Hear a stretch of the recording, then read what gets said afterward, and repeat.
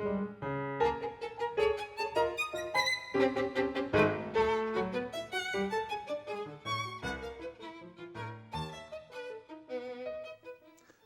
to Conversations with the Candidates, brought to you by the League of Women Voters Education Fund and Houston Media Source. My name is Jeff Reichman, and I'm here with my co-host Brandon Mack.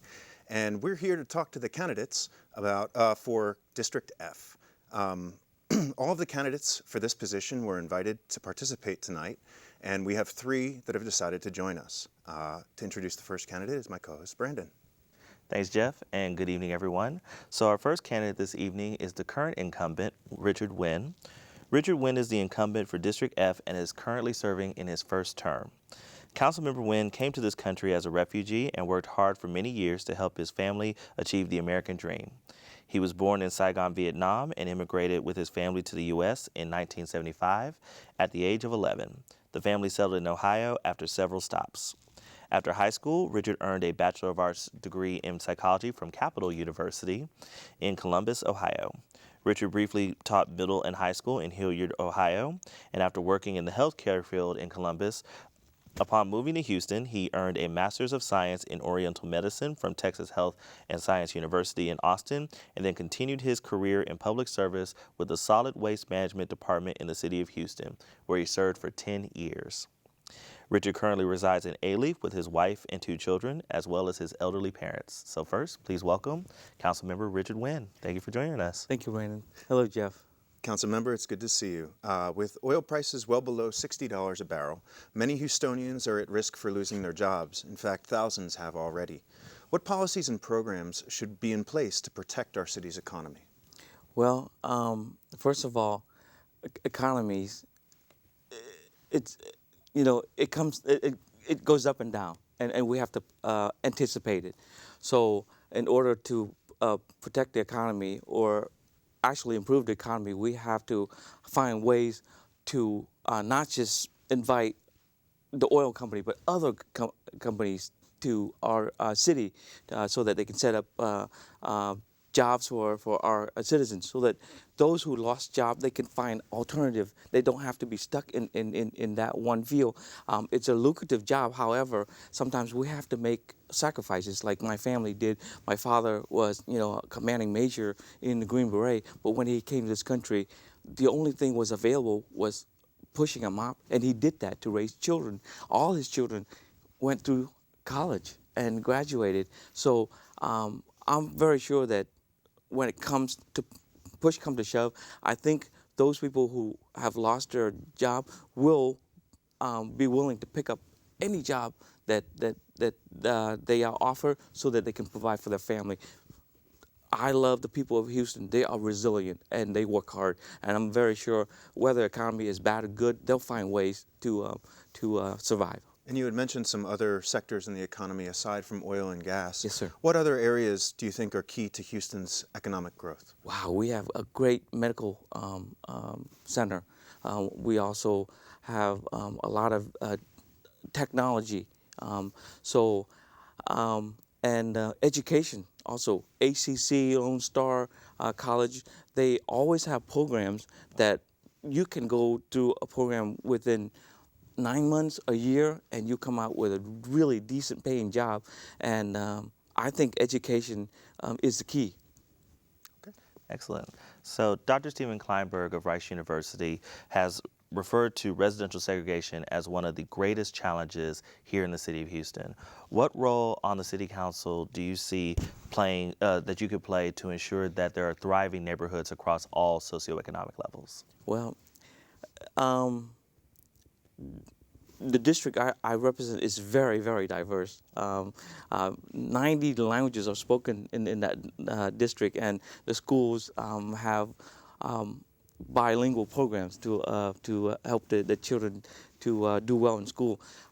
In order that we have equality economically, I think we have to have programs not just in the local level, but also the national level, so that everybody can have equal opportunity to pursue the dreams, not just one job or 2 jobs.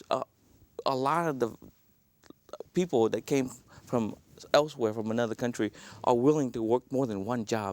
And, you know, my father did that, my mother did that, and I did that. So, again, like I said earlier, the people of Houston are resilient. They're strong workers. And I think that by having different jobs, they can move about, and they can find what they're good at and stick with it. Great. In a city as large as Houston, building and maintaining infrastructure is a challenge. How do you think the city should tackle its infrastructure issues, and how do we pay for it? Well, right now we have CIP programs, but CIP is long-term, 5-10 years down the road. Right now, the Rebuild Houston program is working, although a lot of people are saying that it's not, but it is working. And it's working also on a long-term basis. We might not be able to see it right away, just like our baseball team, you know, rebuilding. It's going to take 2-3 years or even 5 years before we can get a championship caliber team. So we see that it is making progress, and we have to be patient. We can't just fix potholes with gravel and tar. We can fill that up, but an 18-wheeler will go by and rip that up all over again. We have to go back and redo our work. So in District F, what we do is we put down concrete panel. We replace the entire panel, and we have to do it once because time is money. If we do it once, we save time, we save money, and it's permanent. That way you don't have to go back and fix it all over again. And that's one of the things that I push, and I use my budget, my district fund to do that. Great. Excellent. So, Councilmember Nguyen, the Houston Equal Rights Ordinance is going to the November ballot as Proposition 1. Yes, sir. So, in regards to Proposition 1, will you plan to vote yes for the proposition or no against it, and your reasons why? Well, you know, I voted for it the first time, and I'm continuing to support that. We need that ordinance because it protects everybody, including you, myself. Being a minority, it's our voice. It's it's all about equality, and we as human beings are one. We don't separate. And so that is going to protect a lot of people, not in terms of employment, housing, education, military, everything. And it's an important ordinance, and I am voting for it to retain, to keep that ordinance. Thank you. How will you use technology to better serve and communicate with your citizens? Well, right now, technology, basically we're using the media. I'm not too savvy with the computer, but Facebook is and email to get in touch with to contact our citizens in District F, and of course we also have electronic mail. Through the email, and they text us, or again, you know, the good old-fashioned technology like the telephone is always good. So, in light of Black Lives Matter, Sandra Bland, and the numerous transgender men and women who have been killed this year in regards to their interaction with police, how do you feel we can improve relations between law enforcement and the communities of color and the LGBT community? Well, the key thing is trust. We have to trust each other. I believe no law enforcement officer strap on their badge and the guns to go out and harm somebody. And I don't believe we as everyday citizens are going to go out and say, that policeman is going to harass me today. I'm going to get pulled over. We have to trust that our law enforcement officers are doing a good job, and they are doing a good job. I'm very proud of the HPD. I think we have the best police force in the nation. Unfortunately, we are a little small in number. We need to increase that even more. my heart goes out to those guys and gals that have to go out every day, every night, not knowing that they're going to be home with their families.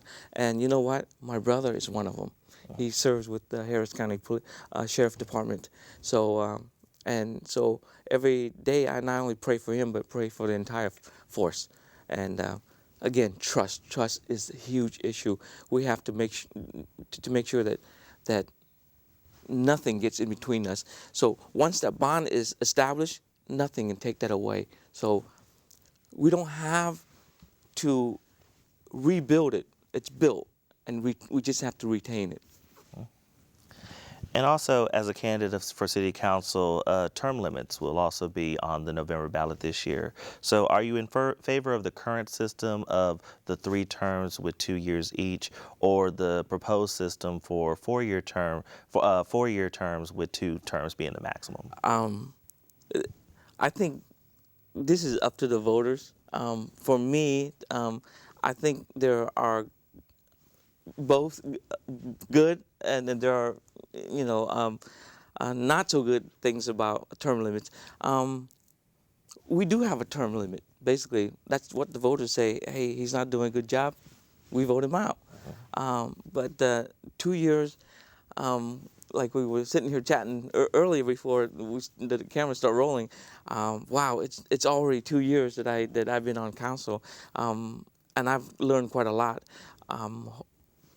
Maybe a 4-year term will enable a new candidate, a new elected official to come in and really learn their job and do their job, not having to look over his shoulder and say, hey, I got to campaign all over again. So either way, I think it's good.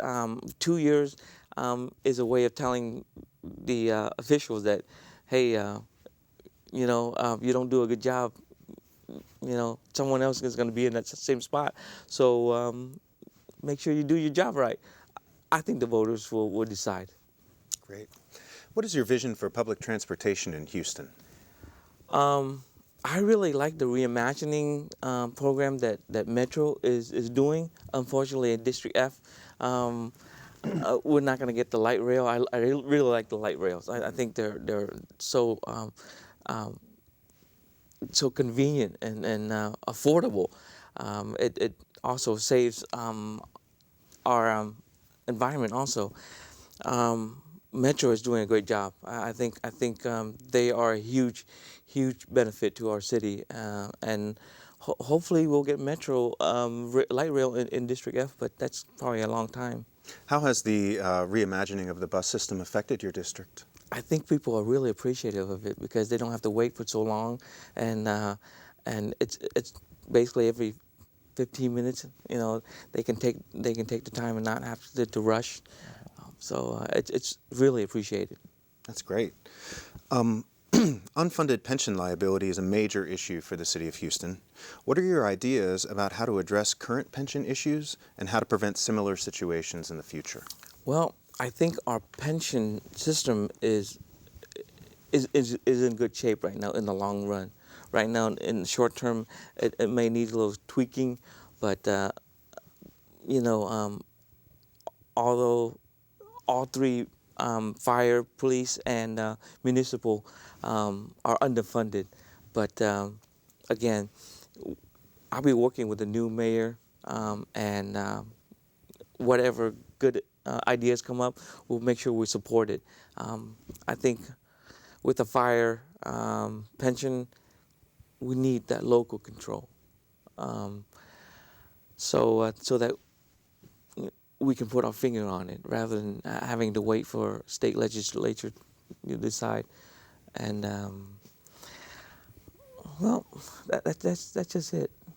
Just trust each other when we come to the table and talk to each other. What would you say is your primary motivation for seeking re-election? My primary motivation is I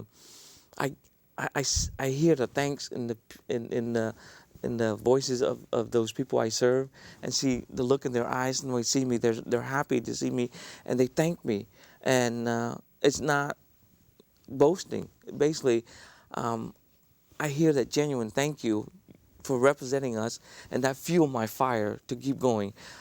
We've been doing a lot of good in the district, and they tell me that they have not seen so much dust, meaning progress, in a long time, and they said that they would support me for future terms, and I said I will honor that. I want to serve you as long as I can. And another one of the big problems that is happening a lot in our Houston schools is in terms of overcrowding. So how do you think we can better improve our schools here in the city of Houston? Well, I don't know about the city of Houston, but I know in Alief alone, the Alief Independent School District just passed a $350 million dollar bond, and we'll be upgrading our facilities, building more buildings, and more programs. So we also have a full day kindergarten, pre-K program. That way parents can be sure at work they don't have to take off half a day to go pick up their children. I'm excited about what they're doing, and I'm glad I was a part of the steering committee. When candidates speak of crime prevention, they often propose a formula of more cops equals less crime, when in reality the systemic causes of crime are linked to issues of education, issues of poverty, issues of opportunity. What crime intervention and prevention policies do you support that will systemically address crime? Well, I think communication is very important. In District F, I use our budget, part of our budget, to print out flyers so that we can give to our constituents to let them know that we can prevent crime. And I work also with Crime Stoppers. They also do a lot of education to help a lot of folks. And the main thing that we do is after school program, which I'm extremely proud of. We have the comment program in Alief, where the kids, instead of having to go elsewhere, they stay in their apartment complexes, and they get the benefit of having schoolwork done, having activities that they engage in, and not only them, but also their parents get involved. And I see a lot of progress, a lot of things that the self-esteem is lifted because they were able to compete in school, and that builds the future when they can be proud of themselves. They don't need to be running and getting approval from somewhere else, mainly their peers who are in bad activities. So that's something I'm extremely proud of, and I will continue supporting that program. Excellent, excellent. So what do you view as being the 3 primary quality of life indicators that you would use as a metric in terms of making policy to best serve your constituents? Quality of life, again, education, employment, and I would say exteriorly infrastructure. If we have good roads that for us to travel from home to work without being stuck in traffic, without having been delayed by constructions, constant repair of the road, that is a quality of life, because when you're not losing time, that's the time that you can be home with your children, with your family, or the time that you can be early at work and then catch up on things and shoot the breeze with your coworkers and tighten the bonds. So again, I'm very proud of Alief with the school district, and HCC is there, and then employment. Hopefully, when people spend less time on the road and more time at work, their self-esteem also increase and productivity increase. That's great. Although it will not be on the ballot this November, it's clear that conversations around the city's revenue cap may continue to surface in the next term. What effect do you think, positive or negative, the revenue cap is currently having on the city, and what is your stance on whether or not to lift or modify it? I am in favor of lifting it or removing it because the city is losing about $10 million a year this year, but who knows, next year it may be 5 times as much. And with that $5 million, we can hire so much more police officers, firefighters, hire more people. So I am in favor of lifting it, and because if we lift it, we can also keep the property tax at the same level, so we don't have to alter it.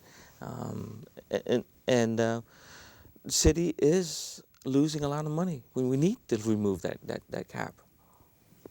So you had mentioned diversity and how diverse your district is. Well, as you know, Houston is one of the most diverse cities in the country. So what do you see as the value in our diversity, and how do we capitalize that to bring more to Houston? Well, the value is ideas. Ideas from different cultures, ideas from different minds, we don't have to capture it. It's already here. And all we have to do is just open our front door, and our neighbors are from somewhere else. I hope that we will be able to bring some of the Syrian refugees to our district. I remember 40 years ago when my family came, and look how much the different cultures have built up our city. In the Bel Air district alone, 30 years ago, you see empty fields, and now you see shopping centers and a lot of ethnicities in terms of grocery, restaurants, even entertainment. So I welcome more diversity, more ethnic groups into our district and into our city. They always bring something new, something fresh, and something that we can welcome. So on that same note, Houston has been ranked the 15th worst major city in terms of income inequality. What are your plans to bridge those gaps? Is that the role of government, and what can government do to help level the playing field? Well, I think it's not just the role of government. I think it's also private entities, private companies. Of course, we need to raise the minimum wage, and I think that should be on a national level, not just local level, because that way it keeps competition strong. People don't have to. Maybe they're earning $12 an hour here in Houston, but Dallas is offering 15. We're losing good workers to another city. So if it's on a national level, it stays at that level. They can stay here in their home city and still work and still prosper.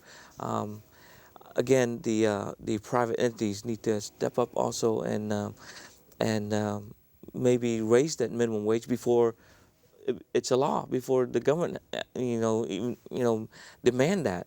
So they should take the lead. They should take the lead because, after all, they are the backbone of our society, and they have the power to pay well, provide for their employees, and if they want to retain good employees, they need to pay well. That's great. Well, Councilmember, we thank you so much for joining us tonight. Thank you so much. It's been a pleasure to hear the answers to your questions. We'd like to give you the last word, so if you'd like to look into the camera and address the voters directly on why they should vote for you as their council member in District F. Well, I'll be brief. You know that prior to being elected to City Council, I was a city employee with Solid Waste Management for 10 years, almost 10 years. So I was a civil servant. So I went from being a civil servant to a public servant. And you know what? I'm your servant. I still remain your humble servant, and I want to continue doing that job. And I hope that you can support me this November. Thank you so much. Thanks for coming, Councilmember. Thank you. Thank you.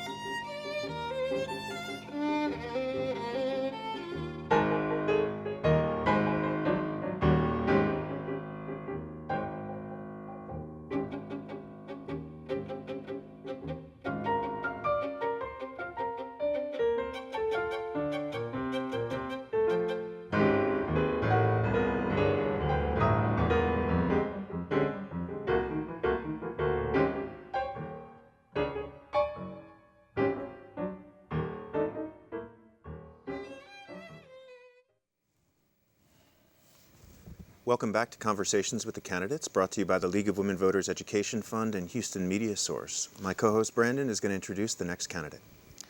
Our next candidate is Kendall Baker. Dr. Kendall L. Baker is a native of Houston, Texas, who was raised in Fontaine Place. He is currently the Director of Field Operations for the Houston Area Pastors Council. Dr. Baker retired from the City of Houston after 29 years of public service. His exiting position was a Division Manager for the Administration and Regulatory Affairs Department, Operations Division, 311 Help and Information Center. During his tenure, he also worked in various management capacities in other departments, including the Office of the Mayor, Public Works and Engineering Department, PWE, Consumer Affairs Division, PWE Utility Operations, the Center, and then General Services Department. He attended several local colleges, Bible colleges, and seminaries, and currently holds a Doctorate of Divinity degree from Kingdom Builders Bible Seminary and a PhD in Pulpit Communication and Expository from Covenant International University. He is married to his lovely wife of almost 5 years, Esther Baker.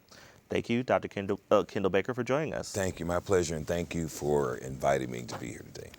Dr. Baker, with oil prices well below $60 a barrel, many Houstonians are at risk for losing their jobs, and in fact, thousands already have. What policies and programs should be in place to protect our city's economy? Well, I think with regards to the city's economy, I'd like to continue to come up with ideas to incentivize companies that would move their businesses into Houston. We've done a great job with that with some companies, for example, Exxon, how they moved down, giving them tax breaks and incentives and other incentives to come down. And hopefully that will keep the economy booming and keep the job market rising and so forth like that. Until I can get in there and see exactly what's going on with the administration, what's going on with the budget, I cannot give you an exact, perfect description of how I'll do it, but certainly have that as an idea for starters. What do you think are some of the big areas to recruit from, or what industries should Houston try to recruit from? Right now, I think we know that, like you said, the oil industry is up and down. I think technology is still on the horizon. I see a lot of people that are doing very well in computer engineering and things of that nature. Another thing is entrepreneurship. A lot of people are beginning to start their own businesses and be more creative and make jobs for other people. Of course, they'll have to have training for that as well. And then I also think that there are a lot of nonprofits that are on the horizon now, including one that I started that offers 240 programs to youth and adults that will also, possess the ability to hire people from all over Houston and et cetera. So, Mr. Baker, Dr. Stephen Kleinberg at Rice University has referred to residential segregation as one of the city's biggest issues. What role do you see the city of Houston can play to ensure that there are thriving neighborhoods across all socioeconomic levels? Well, as we know, the inner city is currently revitalizing, and Fifth Ward being one of the last ones to revitalize. So I think what I'm hearing the constituents say that live in the inner city or to not to be so quick to raise their taxes, to force them to move.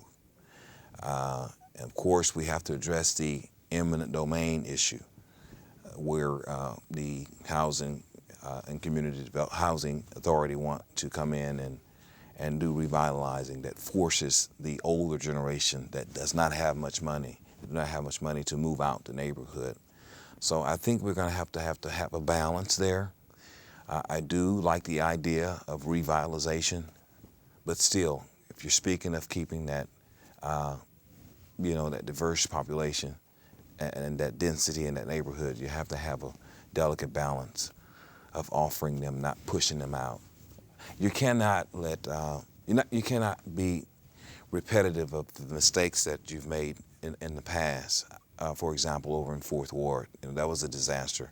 You know, it was one of the first inner city projects in Houston. People were just pushed out. Property was just torn down. So that would be one idea. You know, be considerate of all of the financial status of all of the people that are involved. In a city as large as Houston, building and maintaining infrastructure is a challenge. How do you think the city should tackle its infrastructure issues, including how to pay for it? Well, first of all, we're going to have to figure out what happened with the plan that we had in place with the drainage fee. That brought a lot of attention. And I've learned recently that that money has been unaccounted for. And so the drainage fee was also highly criticized in the way that it was carried out. But had that money been used in the way that it was purposed to be used, by now we would have some of the infrastructural problems fixed. I remember some administrations ago, I worked for 5 mayors, and especially under Mayor Lanier, we had something similar called the Greater Houston Partnership. We went in there and we redid some sewer lines. We relined some sewer lines and took out some old water pipes that had been there for years. And that project started off pretty good in redoing the infrastructure. The bottom line is Houston's infrastructure is old. And the heat and the weather in Houston does not help. So we're going to have to reallocate some funds immediately. Now, we can't worry about the money that disappeared, but I do believe that needs to be checked into and investigated. But we need to look into other resources of money, like the money that's going into the TERS, that's helping these area neighborhoods, reallocating some of that money.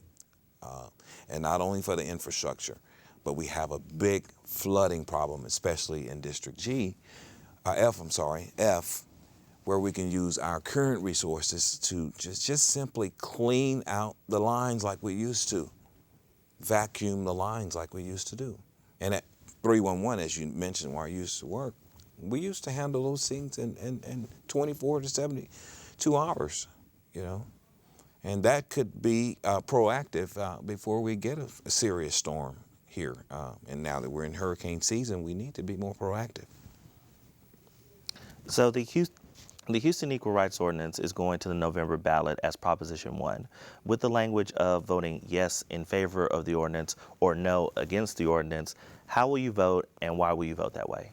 Thank you. I'm glad that you asked. I'm most certainly glad that the current administration obeyed the Supreme Court's order to vote up or down. I will vote down. I am very familiar with the language in the ordinance. I am for equality, but I am not for special rights. The language in the ordinance, when it says will not be discriminated against black, white, race, pregnancy, vets, we have special state and federal laws that are already in place. Now, the city's saying that a person who's violating that area will have to have an attorney to file a lawsuit. That's not the case. I got some cases going on right now where I just simply filed a piece of paper and follow the steps and let the EEOC handle it, or the Texas Workforce Commission handle it. If there's a need for a new ordinance, there must be a sound identified problem for the ordinance. I will vote it down. I will vote it down most especially for the safety of women and children. Because when you see the word will not be discriminated against in public accommodations, that means restrooms. I know you heard this word over and over again, the bathroom bill. That's simply what it is. And that's what the outcry is. It gives men access to bathrooms, and boys access to girls' lockers and showers. And so I think 54,000 citizens spoke up when they signed those petitions already in such a short period. Imagine how many are getting wound up to vote against it in November. It's not written right. And it's simply, if you read it, and with my 29 years of experience of working with administrations and seeing candidates, It was simply a way of giving an exiting gift to the population of people that has backed you during most of your administration. So it's not right and it's not needed. It will cause a serious alarm to our women and children, especially. And I have a kid on the way, and I dare not repeat what I hear most men say if they find a man in the restroom with their daughter, what they will do. And we don't need that type of thing down here. It hasn't been a problem in the past, and there's no need for such an ordinance when there's no problem with these issues. Okay. How will you use technology to better serve and communicate with citizens of District F? We will continue to use, as you know, currently we have mobile devices to report problems on the scene. Everything from the 311 application to the water application. We will continue to find better ways to leverage using technology so that people won't have to call and stay on the line for a long, long time. We have some great technology in place right now. The city does, taking pictures, uploading pictures, sending them directly to a team of agents that handles problems and so forth. Continually look into better technology that would do that. But also we must remember, and I said this before I retired, the wider the door that's open, that receives the problems, you gotta have the utilities in place and the people and the manpower in place to take care of the issues. So they have to be a balance there as well. If not, you'll wind up having a backlog of work that have just come in from people reporting stuff using technology. So we still have to keep a balance there with the resources to respond. So in light of Black Lives Matter, Sandra Bland, and the numerous transgender men and women who have died while in police custody, how do we improve relations with the law enforcement and communities of color and the LGBT community? I want to say, first of all, my condolences to every person that have lost a family member due to this type of violence, this type of incident, these type of encounters. It saddens me to have to go to a funeral beside anything but a natural death. In order to improve that, we have to get back to police-oriented community-oriented policing. More of a friendly approach. I like someone's idea of offering the police officers an incentive to police in the neighborhood where they live, where the citizens around that neighborhood get to know them, and you know them day in and day out. Having programs where you can interact with the youth when they're young. I've seen some of that happen, where youth were sitting on police motorcycles and learning that they're not here just to take you to jail.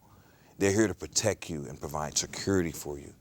To continue to do that, to continue to interact. I think we're doing a great job today. I have on this Play and Pray for Blue, where the pastors and clergy got together with the police, the mayor, and other dignitaries and prayed. We also have a prayer visual scheduled for Tuesday morning out at Tailgate Road, where Officer Goforth was shot down. Continue to support police because they're our brothers and sisters, sworn to uphold the law. They're the ministers of policing the city. And not only am I a candidate, but I'm a minister for the Lord Jesus Christ first. And I believe that we ought to work together. And so, unfortunately, these situations have happened, but the positive side is that they have caused people of every color, of every walk, of every gender to come together for one cause and not look at all of that, but rather look at, keeping peace and good wishes and good and well-being across our community. And also, as a candidate for City Council, term limits will be on this ballot upcoming as well. So with the current system being 3 2-year terms, or the proposed change of 2 4-year terms, where do you lie on the term limit decisions, and what would you propose? Well, it's been 2-3-year terms for quite some time. And I've never been elected during that time. I ran for office in 2007. But recently seeing how incumbents could be beaten 2 years, and also recently hearing how you can't really get things moving, I'm in agreement with extending them, but no longer than 8 years, maybe 2 4-year terms, because you get a chance. If you're a good guy, good candidate, you get a chance to get in there and at least have 4 years. 4 years to get something done without having to worry about campaigning again after 1 year of working, campaigning and working the second year. But personally, for me, if that would arise and come and I were a candidate, then I would do my 4 years and then consider resigning at that point, not become a political, a career politician, I'm sorry. So 4 years is great for the purposes of starting and getting the meat done of your projects and your ideas done that you had when you went in office. 2 years is a little short because you're campaigning and working at the same time on your second year. Makes sense. So what is your vision for public transportation in Houston? And specifically, what is your vision for public transportation for the citizens in District F? Well, I would like to see, I like the rail system, but I would like to see it equally dispersed. I would like to see it planned well for District F, but there certainly have to be community input. The residents and the businesses that have lived along there for all these years. See, I would work for the people, not put my own things in place. After listening to the people of District F, some 60,000, making sure we have enough forums, we make a decision after that. If they think they need improvement, we'll get improvement. If they think they only need just to extend the bus line, the bus services, we'll do that. If they want to extend the rail line, we'll do that. But inclusion of all neighbors and plus safety have to be our number one considerations before we do that. And unfunded pension liability. Let me try that again. Unfunded pension liability is a major issue for the City of Houston. What are your ideas about how to address the current pension issues and how to prevent similar situations in the future? Sure. As a 29-year employee of the city, I'm currently on pension.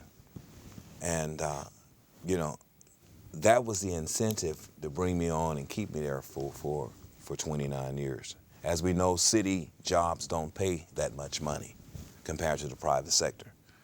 And so those are some of the things that the city used, that along with free parking and helping with the premium of insurance, kind of help offset the low pay. So I believe that with the current employees who are already on pension, we should maintain our promises to them and not kick that bucket down the road. And reallocating the funding for the TERS, as I mentioned, for other problems, we should reallocate some of those funds to bring that pension debt down. And then in the future, we should look at what the private sector is doing and what's working and what's not working. For example, Starbucks. My brother works there. A great 401k program, where they're able to contribute, and they're also able to, and I know it's a little different because they're on the stock market, but they're also able to pull some out when they need some. That seems to work for them. So I think a more defined contribution program in the future will be better than this. But I do agree that for those thousands of employees who've already worked and put in their time, and many of them are older now, we shouldn't do anything to stop their payments from coming through. So I would definitely look at the private sector and see what they're doing, see what's working, and consider some of those plans.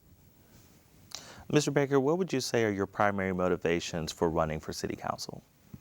I'm from the city of Houston, born and raised, as you said, from the north side. I've been working for the city since a teenager. since 19 years old. I'm a public servant by nature, pastor, also the owner of a small business, and then a nonprofit. And so it's just my nature to want to serve.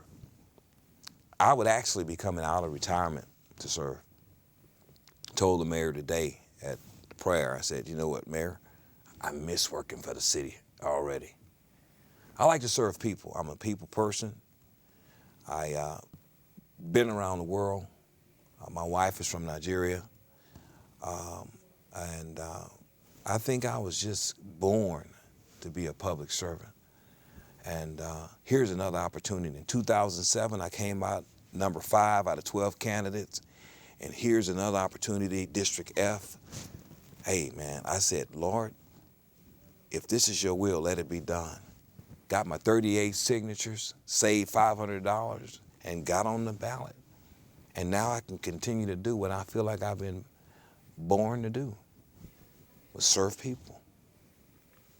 And another major issue here in the city of Houston is our schools and overcrowding being a big issue. How do you feel the city should be able to address our schools and improve upon that situation? I think Terry Greer needs to, and the school board needs to look at other options. Look at options as in, first of all, not being so quick to close down our existing schools. We need to look at other options. What's driving the teachers away? Incentivize them. Give them some more reasons to want to stay and to teach in those districts. Also to look into opening more charter schools. You have a lot of people that want to open charter schools. Perhaps there's a lot of bureaucracy or red tape that's stopping these schools from being open. We should look into that as well. And so there are some options. There are some options in both having the school district itself look inside its budget, look inside its soul, and see what needs to be changed, and then working with the public, seeing what they have to offer. You have a lot of schools out there that can help HISD perform what they need to be doing and help them spend that government money before they lose it. Because I understand they've been losing a lot of it before it's spent all up. You got a lot of qualified folk that are sitting around, retired, that's willing to go back to work and help out in some sort of a private school situation or charter school situation. Making sense? Mm-hmm.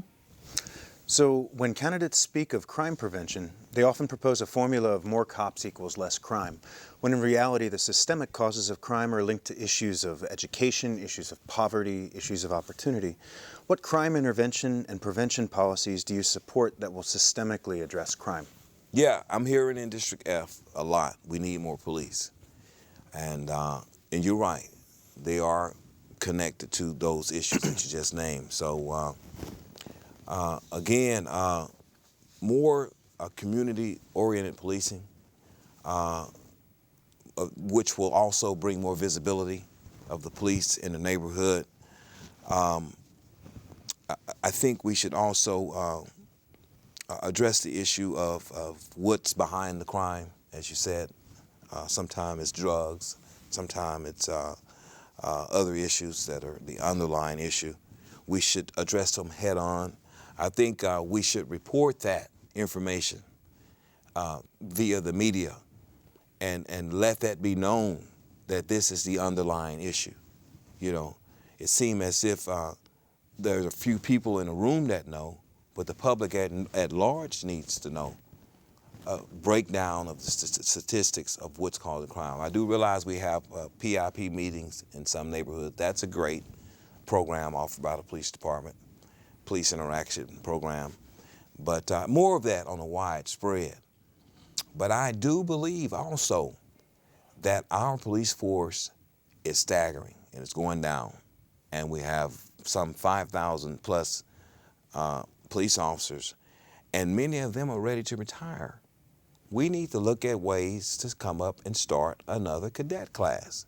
There's no way, and there's no sense in the fourth largest city, may soon be third, of having a police force of under 5,000 people, personnel. And so we're going to need more police as well. That's just a fact.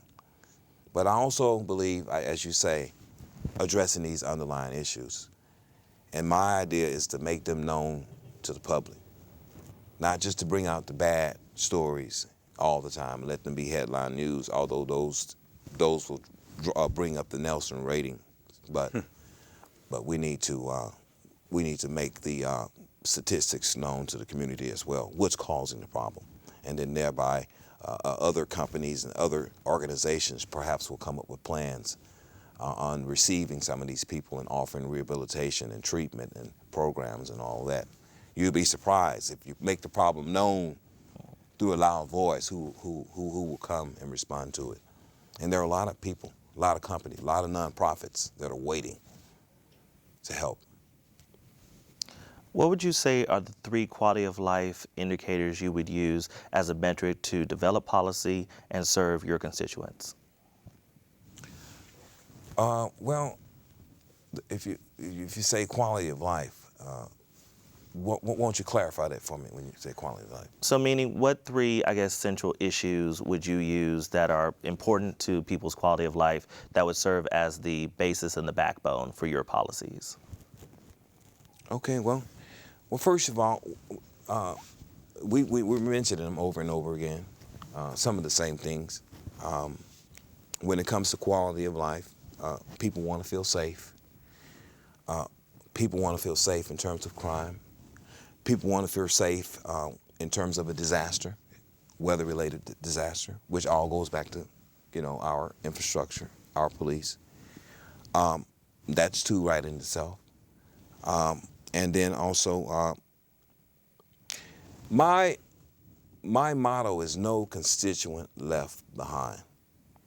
So I propose to speak for all 60,000 people in my district, not just 10,000. I propose to knock on every door in my district, write a list of what's going on, and carry that list and see how we can help make that a reality at City Hall.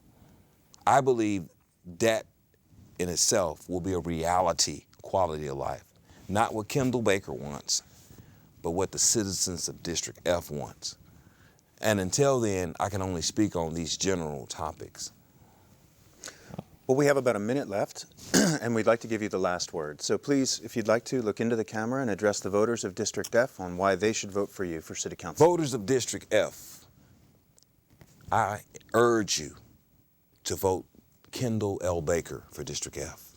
I am a voice for the entire community. I've lived there for 30 years. I've pastored in the community at a church for 10 years. I have enough experience with the city where I know every inch of the city, let alone every inch of District F. I know what you need over there. We got the businesses, we have Chinatown, we have a multiplicity of different backgrounds over there and a diversity of people. I want to be your voice because I believe for the first time in almost 10 years, you have a candidate that could communicate effectively the needs of all of the people and not just some. And you have a homegrown, home-raised, Houston-bound person that will do that. And I'm willing to give myself to you for a few more years to be your candidate, to work for you for District F. So please vote for me. Early voting begins October 19th. Election day is November 3rd. I'm your candidate, Kendall Baker, District F. Well, Dr. Baker, thank you so much for joining us. On behalf of the League of Women Voters Education Fund and Houston Media Source, you've been watching Conversations with the Candidates. We'll see you next time.